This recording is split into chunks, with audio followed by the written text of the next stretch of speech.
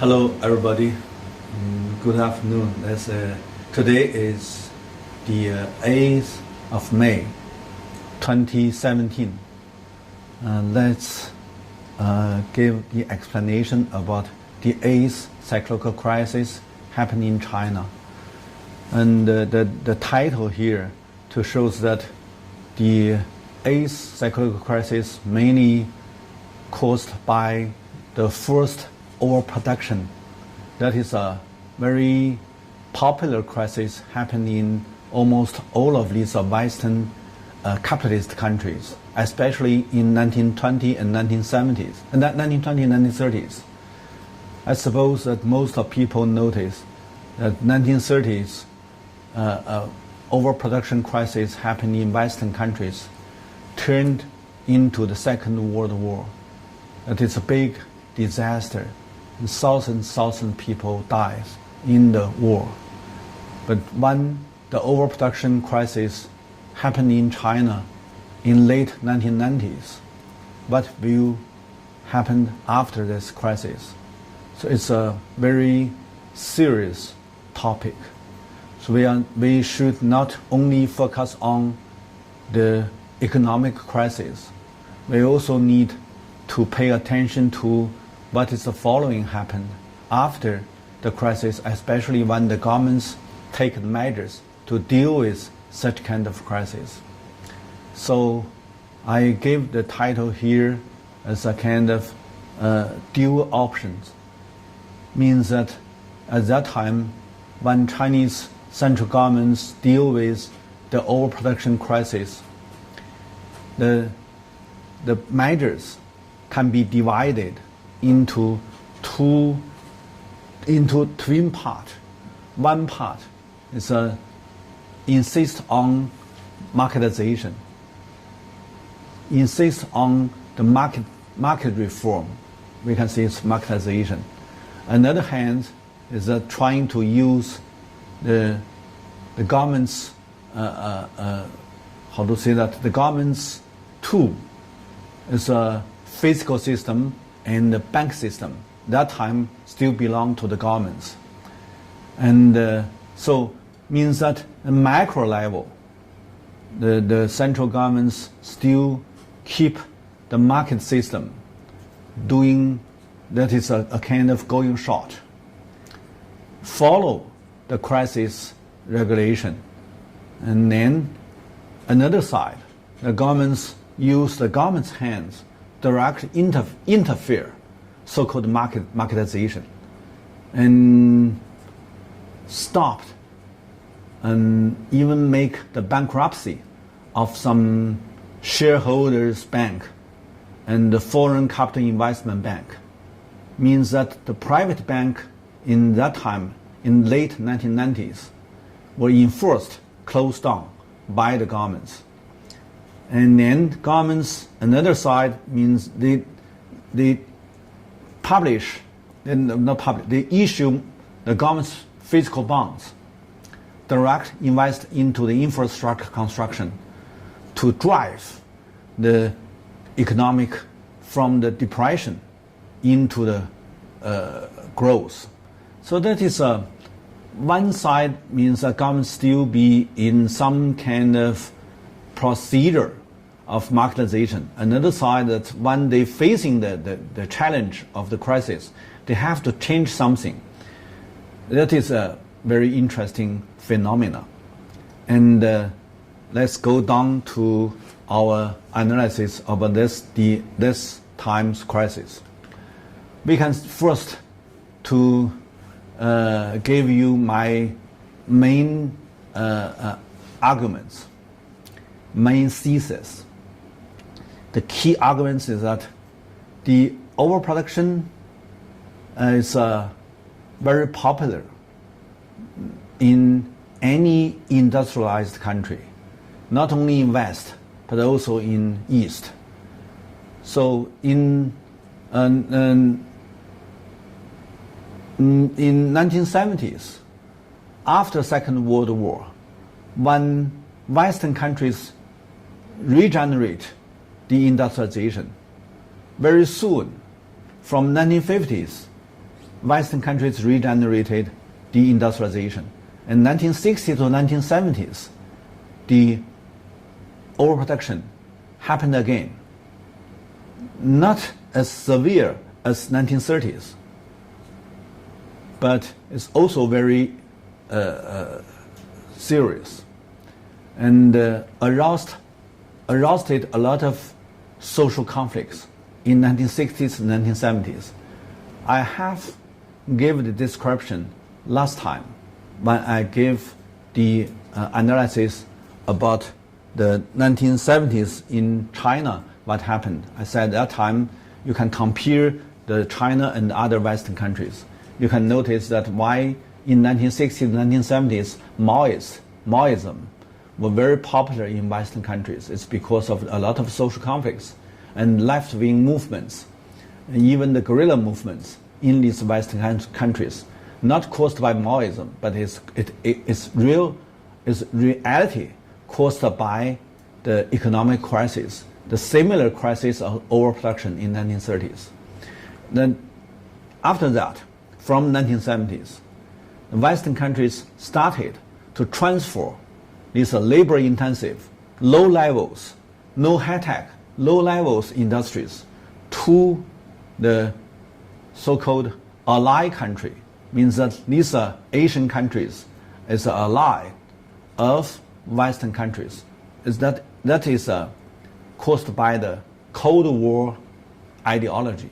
So if you follow this Cold War strategy, led by United States and other main Western countries, these Asian countries can take the industries from Western countries.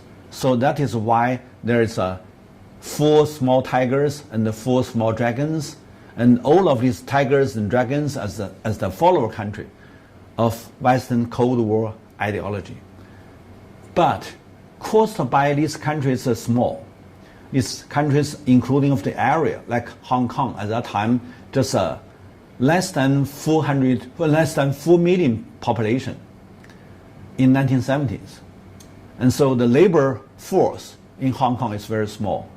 And also there's no markets. And like Singapore, at that time it's only 2 million population. Also no domestic markets. And these are area and the countries and small. And even that you can find that somehow big country like Indonesia. But Indonesia, large number of the population live in countryside. It's a typical dual system. The urban population is also very small. So there's no big domestic market. And very soon, just from 1970s to 1980s, these are small area and small countries full of low levels industries. And then they need to find a new area, new country. So from 1980s, you can find that new trends started. That is, these foreign investments move out, not only from these small countries, but also that's caused by the 1990s, that's caused by the big change of the Soviet Union and other socialist countries collapse. And then there's a more room, it's a big opportunity for the foreign capital. They wouldn't like to just stay in these small industrialized countries. They can take more benefits, more interest from these further socialist countries and Soviet Union. And also, that is to make more pressure to the competition in these so-called East Asian countries. That is also in name of industrialized area. So the capital move, the liquidity movements accelerated. So that is a new trend in late 1980s and the early 1990s. The capital flow became more and more popular phenomena in these East Asian countries. So capital flow at that time, few countries in East Asia noticed that they need to give a kind of control. So capital flow in 1990s became a key concept of globalization. So since last time I talked about 1990s crisis in China, I gave the explanation about how the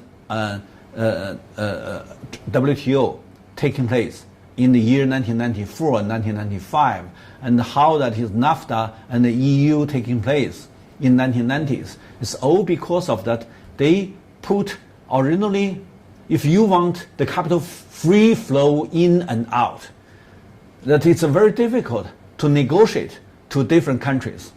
But in 1990s, because the capital flow became very popular new trends in the world, so WTO emerging out as a kind of new international organization. And because WTO, the main change of WTO, that is the Uruguay round, cannot solve the problem of capital flow, the free enter and the free retreat. But when they set up WTO, almost all of this negotiation just gave up. And then capital flow became a kind of popular concept. Every member country take this concept, and then WTO taking place. So caused by the capital flow, immediately there is a new, very serious international crisis happened. That is East Asian financial turmoil. So, but no matter what happened outside of China, inside, China started to acknowledge market system as a kind of new goal of reform, of Chinese economic reform. That is in the year 1992 by the 14th Party Congress. So the mainstream of the policy circle in China, no matter it's a policy think tank or just the policy officials, they all believe that marketization and globalization will be our future. So no matter what happened outside of China, inside, the mainstream insists on their new goal, that is marketization and globalization. So even in the 1997, in the summer of 1997, almost all of these East Asian industrialized small countries, some countries not small like Indonesia and Malaysia, all have fallen into the financial trap, the crisis. But this big events taken by Chinese mainstream as a kind of events to push on the marketization of financial system means that the mainstream at that time not very clear to understand what happened in East Asian countries. Even there is, at that time, even there was the financial crisis.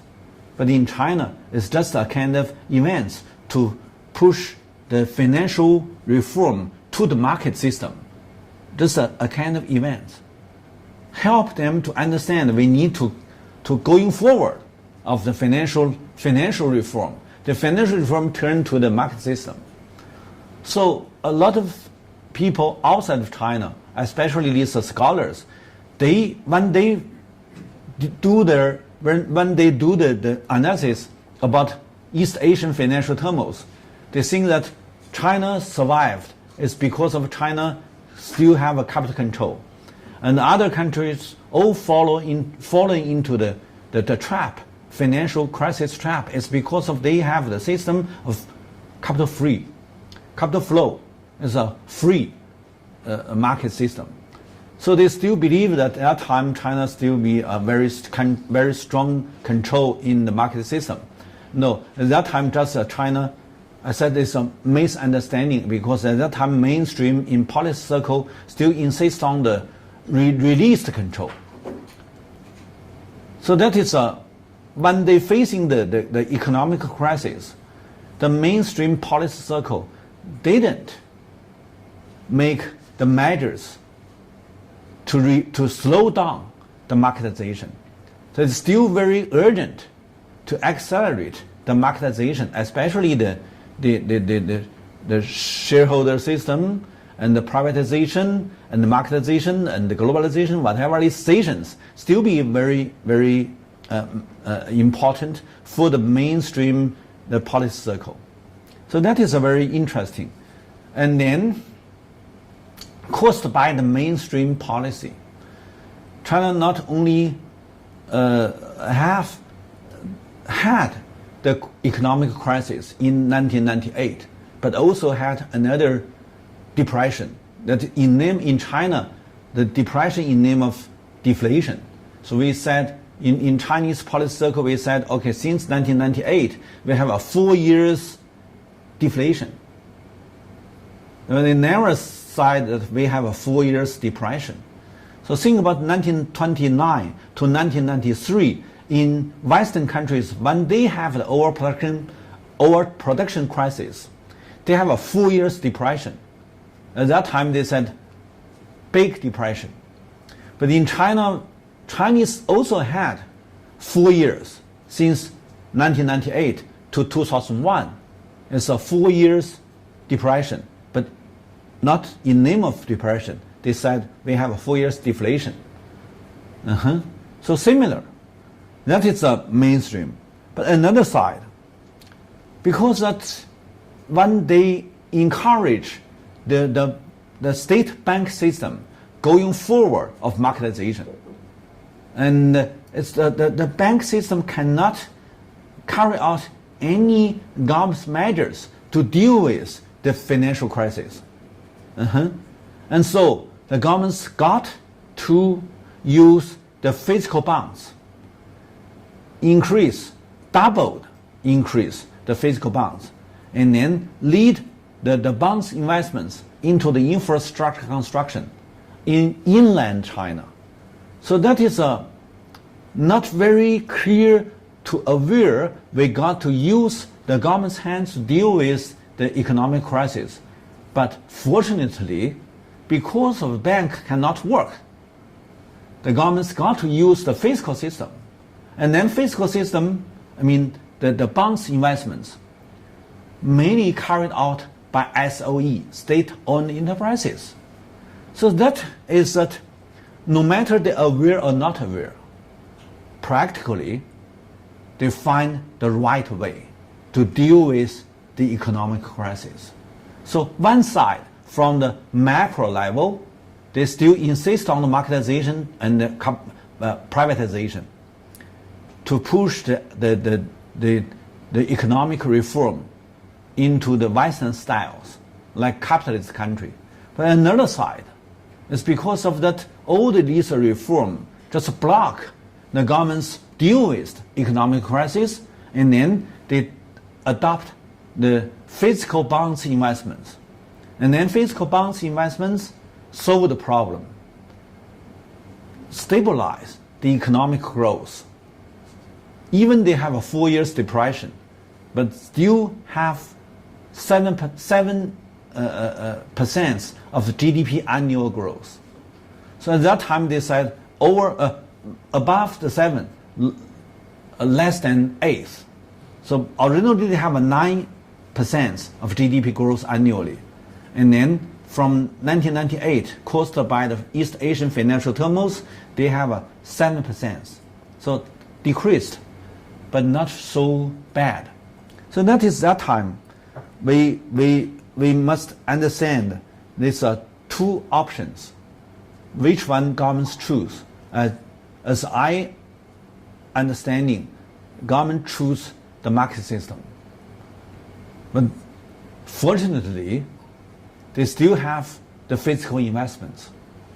And then, practically speaking, and finally, because that most of these investments cannot invest into the coastal area, because the coastal area at that time facing the overseas demand decreased. So they don't need so many investments. So large number of the investments into the inland, and especially the Western China development and Northeast traditional industrial base regeneration and Middle China rising. These are regional investments to make these low levels, these backward area like Western China and Middle China, did have a big opportunity for improve their economic situation.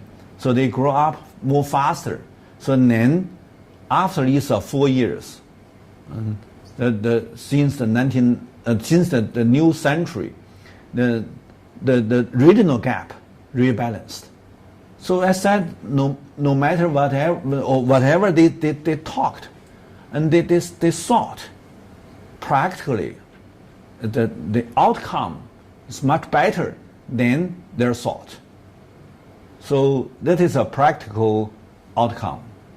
So that is we need to understand. That is my arguments. And let's go to the first part of this lecture, the background analysis. I have mentioned that in 1990s, because of the overproduction happening after Second World War in Western countries, so they transfer out the physical productions, especially low levels, labor-intensive production, into developing countries. And then they try to maintain the high-tech and or machinery industries. But after 1980s and 1990s, large number of the machinery industries also transfer out. So the Western countries upgrade their economy from physical industries into the financial sectors. So the financial capitalization or the financial capitalism became a kind of new trends, even new phase of the capitalist era, of the capitalist history. So that is mainly happening in 1990s and the early 21st century. So from 1980s it started, 1990s accelerate. In the first decades of 21st century, financialization or global financialization or financial globalization, whatever, became a kind of new phase of the capitalist history. Means that the capitalist economy has upgraded their economic structure from the physical production into the financial production. And then that is the main contents of the globalization, because the currency is a kind of credit. The credit based on the political power. So this polar uni-power after Soviet Union collapse, this polar power, only one, that is the United States. So when United States took such kind of universal power, it's a polar power, means that this country became the polar power of financial credit. So the biggest political military power can equal the biggest financial power. That is a new phenomenon internationally in the first decades of the 21st century. So it means that nobody, no power can block this unipower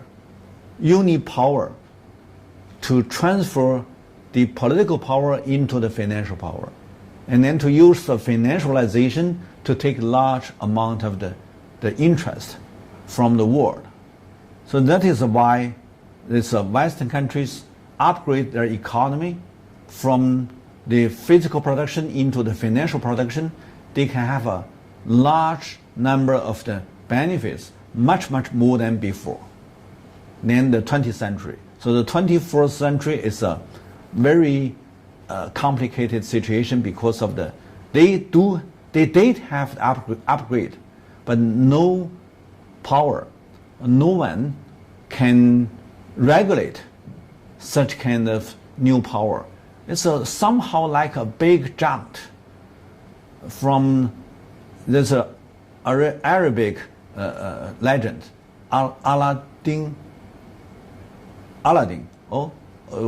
and his teapot, and this when he touches the teapot, there's a big jump out of the teapot, and then nobody can control.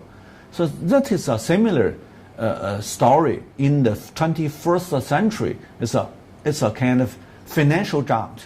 Nobody can put this junk inside or go back to the teapot. And it's because of the man touched this teapot. It's a power, universal power. That's himself. So he himself touched, and then he himself became a kind of big giant, and then control all of the world. That is a new legend of the capitalist history.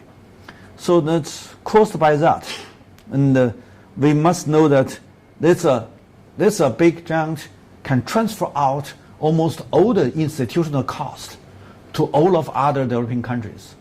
And the other developing countries, if you just join this globalization, no way to escape. You only one way, that is you a very good follower to tolerate whatever you take, especially it's a big cost. So so if you have such kind of picture in front of you, and you got to think about where you can go. Up to now, nowhere to go. That is our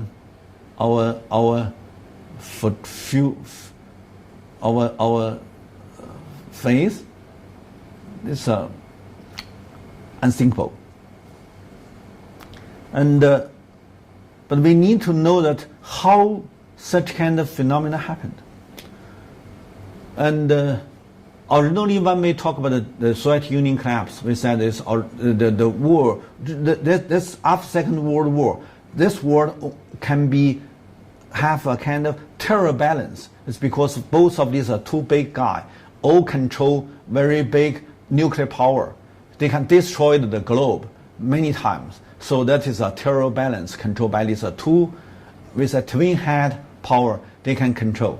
But one head vanished, and then nobody can, there's no terror balance.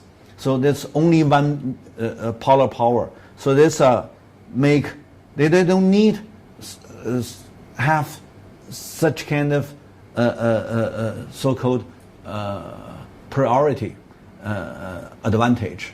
So it's United States as a big power, as a unipower, release control of the military information system construction. There's many high-tech in such kind of programs, and then release control, make this high-tech into the market, and then to be the industries. So this is a big chance for almost all of these venture investments company. So they just follow this new policy and then invest into the high-tech industries. That is in 1990s. But it also means that they can take large amount of benefits because it's a good chance for free riding.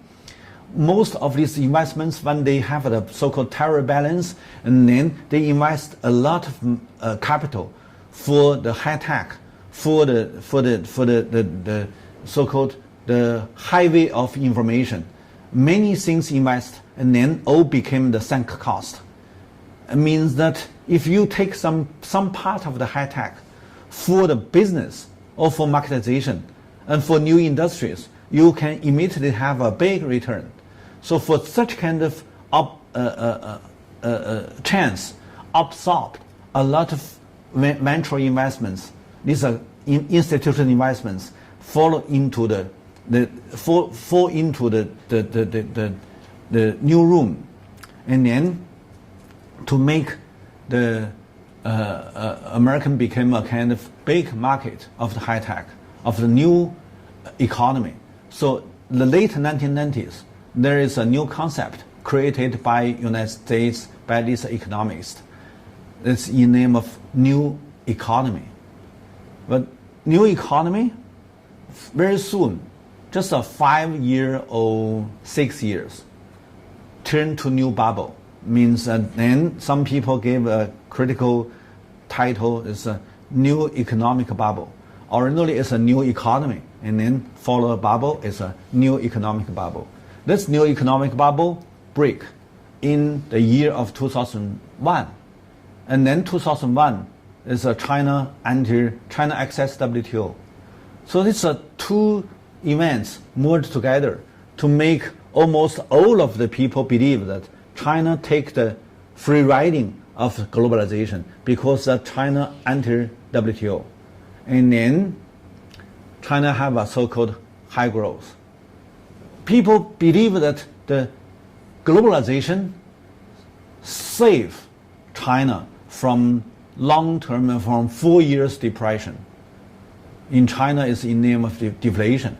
But indeed, it's not globalization save China. It's new economic bubble break, make large amount of this surplus capital escaped from United States high-tech markets, invest into China to make China have a large amount of FDI, foreign direct investments. That's because of foreign capital flow into China and then to have some high growth again. So not globalization save China. It's a IT bubble break save China. So that is the very interesting. We give a lot of challenge about this very ideological explanation about this crisis. So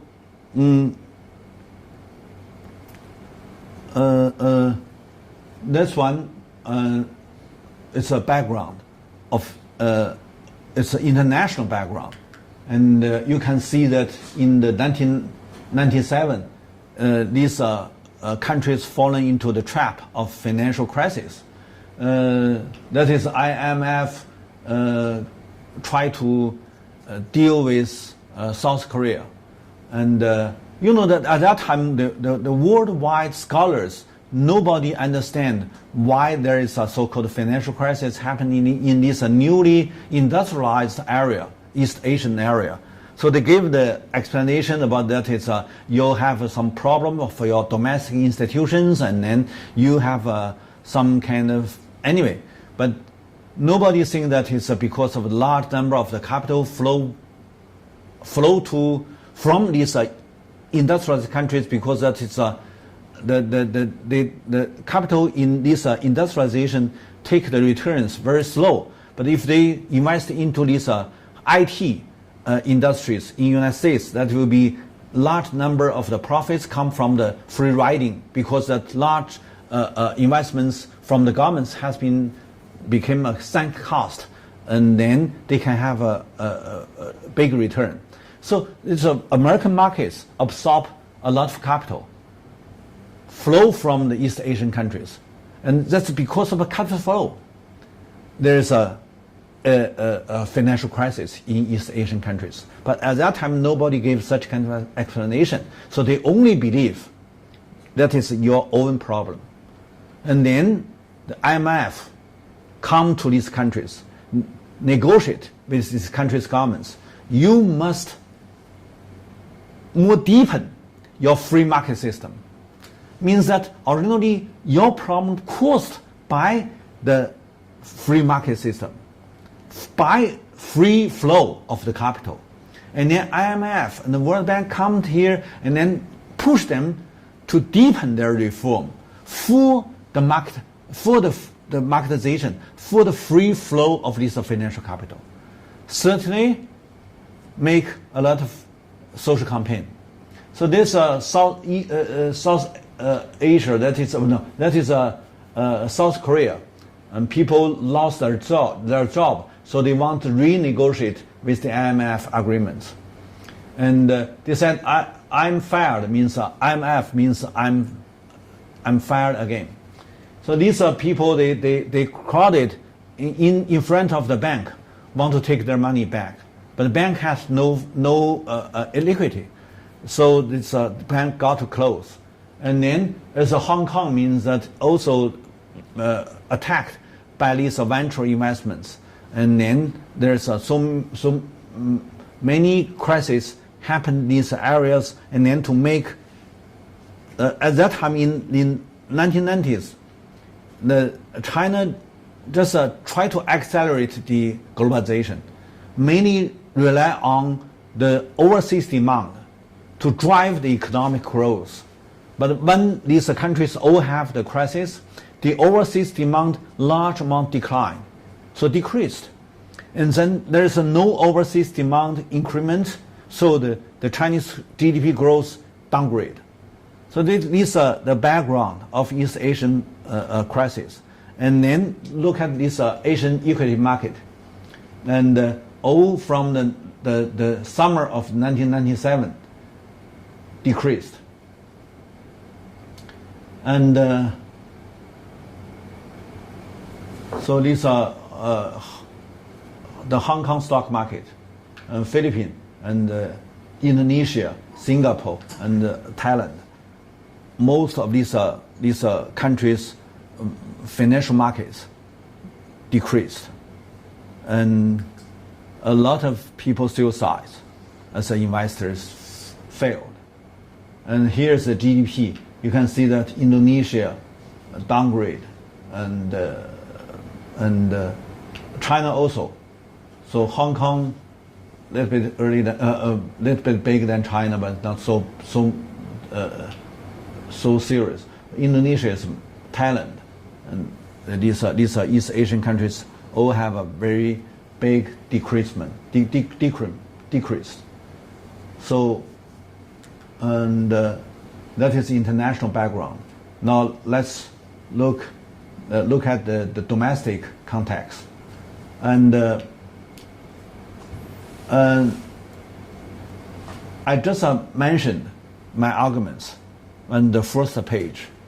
The governments in the macroeconomic level and have some kind of measures, and but it's also reduce the local demand. So we should know that the overseas demand and local demand at that time all decreased, and inside of China, because of the 1990s, the Chinese want to accelerate the market system, and they have several measures trying to deal with the inflation in the mid 1990s. So when they announced they have made the soft landing, at that time it's a domestic demand decreased, and then the price index also decreased because of domestic demand decreased. So that is they want to have such kind of phenomena, but they never think about there will be a kind of new threats from overseas. So when the 1996 to 1997, and caused by 1994, the high inflation is more than 20% high inflation. So they have 3 years trying to reduce the inflation. So they have a so-called soft landing. But indeed, it's hard landing. The hard landing make the local demand large decreased, and large decrease, and also caused by the domestic bank all have a lot of bad loans. So these are very complicated. The local situation make China going forward to the domestic crisis in late 1990s. So if there's no East Asian financial turmoil, even there's no overseas crisis, if you just do the analysis about Chinese domestic economic events, you also can find that at that time, in late 1990s, caused by these very urgent market measures towards the market system, these are government measures, and also the government measures trying to control the high inflation, and domestic demand decreased, also turned China into the economic crisis. And also because of the taxation reform, the rural area and the large number of the rural industries closed down. Large number of the non-agricultural labor lost a job. So their income decreased. Also impact the local demand. So many different events, all are negative.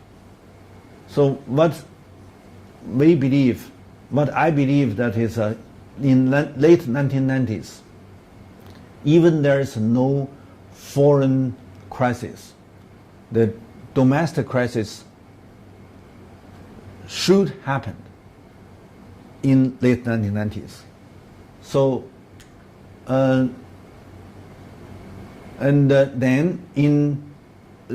nowadays people believe that the late 1990s Chinese crisis happened caused by East Asian financial turmoil. We can still acknowledge, we can still take such kind of concept, such kind of idea, but we need to do more deepened analysis about such kind of crisis happen. This is a crisis by two events. One is overseas, another is domestic. And because that we have to understand domestic demand and overseas demand all decreased. Most of the time, in normal time, the people, in different countries you can facing the overseas demand decreased, or maybe you're facing another side, domestic demand decreased. But both happened. Must be very bad situation. And in late 1990s, that is the situation China faced. So when they accelerate the marketization and the globalization, when they accelerate privatization and push the state-owned enterprises into the markets, whatever they did in late 1990s, all what they think is right. So they want the Chinese economy as a Western economic system. Marketization, privatization, and the globalization, whatever. At that time, they are not very clear to aware these measures make China have a very serious danger. And but when 1997, the East Asian financial turmoil happened, and then the foreign demand largely decreased. The central governments, some people, did have awareness.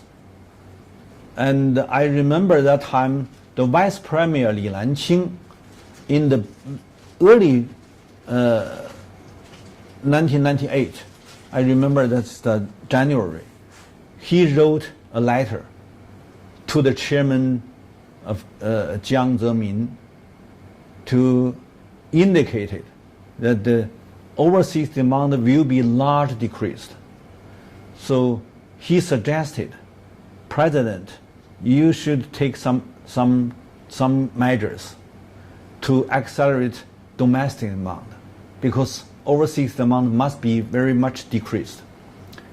And then Jiang, as a president, take his responsibility and then gave this letter to the new premier.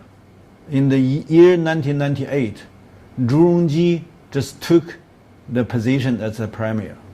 So he got this letter, and then Jiang asked him to do something to stabilize the China economics in the 1998 because of 1997 caused by the East Asian financial turmoil, that the overseas demand will be largely decreased, and then how that we can stabilize our economic growth. That will be a big question to Zhu Rongji, who just became the premier. So certainly that is a kind of challenge. So Zhu Rongji immediately to organize these central government's economic departments. And I remember that time it's more than 20 to 30 key persons from all the economic departments, and have had a meeting together for almost 20 days or 30 days. I mean, it's a long meeting. And how can we do some measures to save our economy? Not so quick, not so depressed, so quick to fall into depression. So that they do something very serious. Even that the mainstream as a policy circle still insists on the privatization, marketization, globalization, liberalization, whatever these decisions. But the politician, the leader, the political leader in China, when they have very practical threats from East Asian financial turmoils, they got to deal with. They got to have some measures. So that is we need to divide. The ideological propagandas and whatever. So if you are just a foreign scholar, you do your research, you read these documents, these newspapers, these whatever, they even have no any awareness about the real situation, what happened.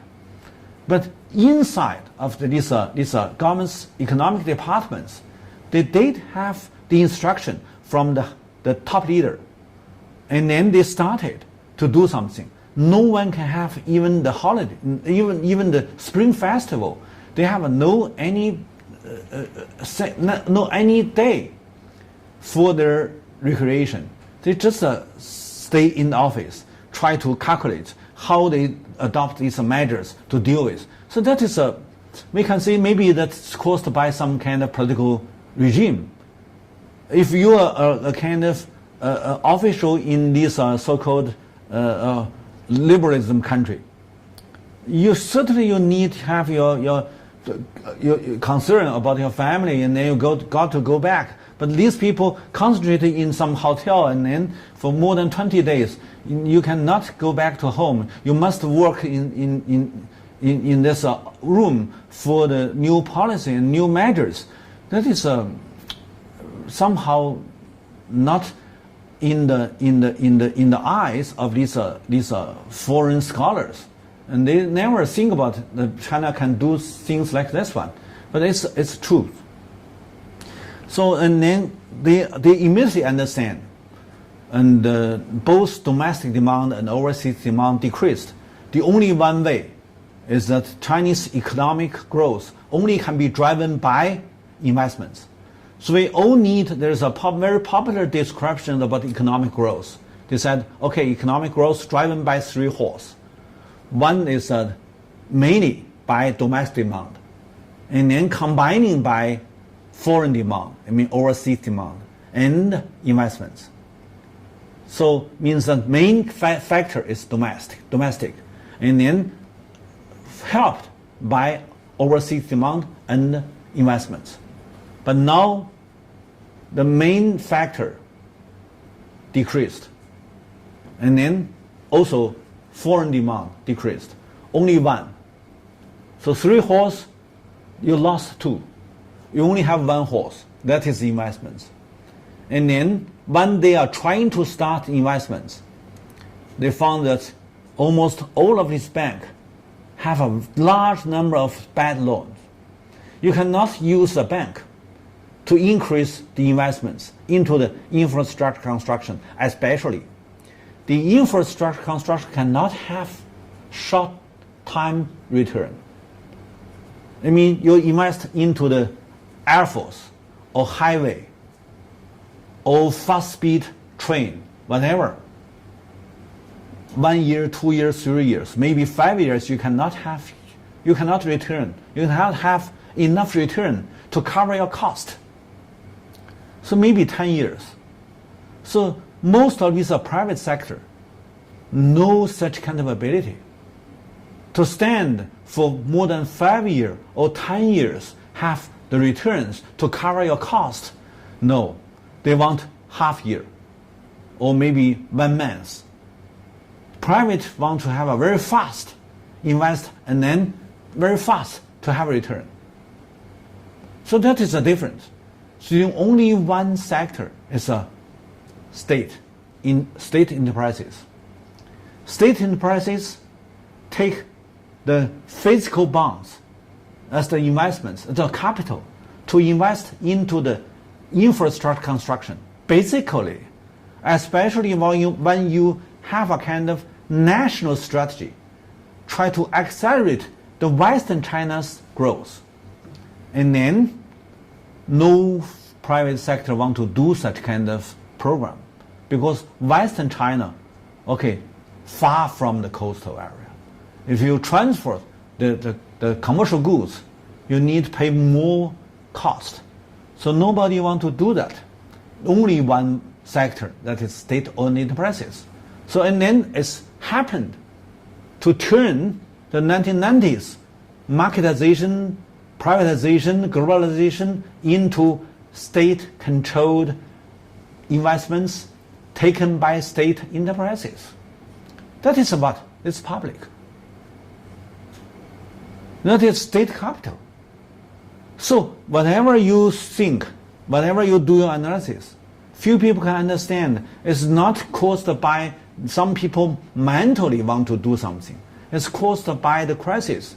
So that is let me give you my conclusion. That's why Chinese always give the crisis into two meaning. One is danger, another is chance, opportunity. Sometimes opportunity is more important than danger. When you're facing the danger, and then what do? You followed, you do going short, that be danger can be crisis. If you do going long, means that you anti the crisis. You take this opportunity for a kind of new development. So caused by the late 1990s crisis, the eighth secular crisis happened in China. What China did in that time, China chose, fortunately or unfortunately, right or wrong, I don't want to give you the judgments. I just say China chose the way to accelerate the inland China infrastructure construction. Finally, when they have such kind of investments, several years later, the inland China grow up. And then to have even more big room to contain such kind of big cost. That is why late in the ninth crisis happened after the Wall Street financial crisis. China still can be a country maintain the high growth. So that is from the late 1990s. So I said when Zhu Rongji retreat, Wen Jiabao taking the place as a premier, he followed Zhu Rongji's policy, still maintain the physical bonds investments into the infrastructure construction. That is also Lin Yifu. His English name is Justin Lin. Justin Lin, before he went World Bank to be the senior vice president and the top economist in World Bank, he has raised up his suggestions to central governments. In late 1990s, when China facing the challenge of the East Asian financial turmoil. He said now we are in very negative circle. That is a twin surplus. One is a industrial surplus, another is a labor surplus. So we have a two surplus, and then we are in bad circle. How can we solve the problem? He said, use the physical bonds, investments, invest into the rural construction. He said, new rural construction. Similar as Korean did in 1970s and 1980s. He said, we have a big room inland. We have a big room for contain the investments in rural area. So we can have a 20 years high growth. So he said, we don't need to worry about this crisis. So that is a suggestion. And he said, the only one we should take from overseas, that is the Roosevelt New Deal. So we can have a Chinese version of the Roosevelt New Deal, like 1930s in United States. So whatever he talked, nowadays you can do your own judge. It's right or wrong. And after he came back from World Bank, he said we can have another 20 years high growth because you have invested into this infrastructure construction. Means that these areas, inland China, nowadays is better to absorb more investments. So he said, you don't need to worry about the inflation or deflation. You just do one thing. It's right. It's keep invest into inland. So Justin Lin is an economist. I suppose that his suggestion more effective and more practical in the policy think tank. Okay, so when we have such kind of suggestions, we also need to know that it's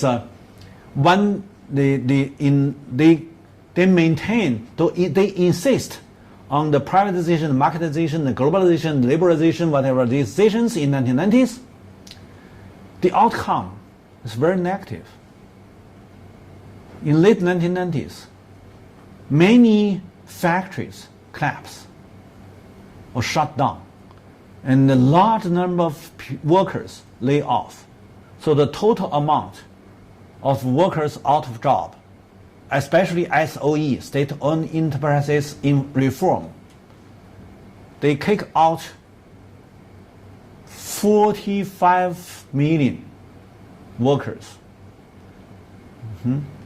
That is a second large of China since 1960s. The first large is 1960, when Soviet Union retreat. No investments, a lot of factories closed down, and large number of workers lay off. That is the first large number of unemployment. The second large is the late 1990s. So 40 years passed. And then if you can compare with, I can say that in 1980s, we have 40 million. That is caused by 1970s. Take some foreign investments from Western countries, and then you have a big debt, and then you cannot keep your investments increment, and then large number of people have no job. And also because of this, educated youth come back to the urban area, so they also have no job. So put them together, it's 40 million. But this time, it's almost, you can see this is a subjectively, not objectively, subjectively, you push them close these factories, and then to make these workers lay off. And then you ask these workers to buy off their social welfare, only several thousands. Several thousands means that maybe just several hundreds $100 or $1,000 or something like that. $1,000 or maybe less than $1,000. You buy off all the social welfare. You cannot imagine that by $1,000 can you set up the whole of your life of social welfare is almost impossible. But another side, let me give you my worry. Most of these foreign scholars cannot do the studies on such kind of phenomena because most of these 45 million workers, even they are out of job, but not calculated into the statistic books. So if you only have the ability to read the statistics, you have even no knowledge, no information about such kind of big events. It's very negative, but you have no information. And nominally, they are not out of the job. They, in Chinese, that is so-called 待岗, means waiting the career. Means you still have a position as a worker. In nominally, you have a job, but then practically, you have no job. And then every month you have a little money for your survive. Means that you can buy a little food. But you have no exactly the salary. You have little money. It's something like a pocket money. And even that some factories ask you every morning you need to come to your workshop, stay there, and read some documents or read something. That means that give you the chance for training. So they have so many titles, so many topics. And also the government still asks the bank, state bank, give the loan. That is a salary loan. Means that these factories not closed down. They still be there, alive, but no products. So many things happened in China in late 1990s. Not like East Asian countries when they have a financial collapse and then the factory closed down and all the workers going to the street and then they have fightings. Not like Western countries, not like these East Asian industrialized countries. It's a special Chinese system. They still control these factories. So the workers nominally not out of job. So you cannot just read the textbook, the statistic book, to know that maybe that these years the unemployment rate less than 6. But indeed, maybe it's half, maybe 40%, maybe anyway, it's much higher than almost all of these Western countries in new century. You know that in 2010 or 2011, Greece and Spain and whatever they have, Italy, they have many people out of job. You can see that it's 20% or 15%, but it's all calculated into the stat books, and then you can easier to do your analysis. But you do the Chinese studies, you cannot have the data. So this data not exactly correct, but a lot of policy researcher, they talked about the total out of job, total waiting job, and total have pocket money join the training programs, all put together, it's 45 million. You cannot see their unemployment.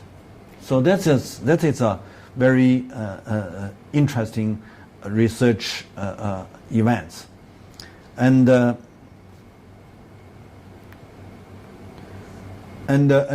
one thing is also we should calculate into the crisis. That is a bank reform.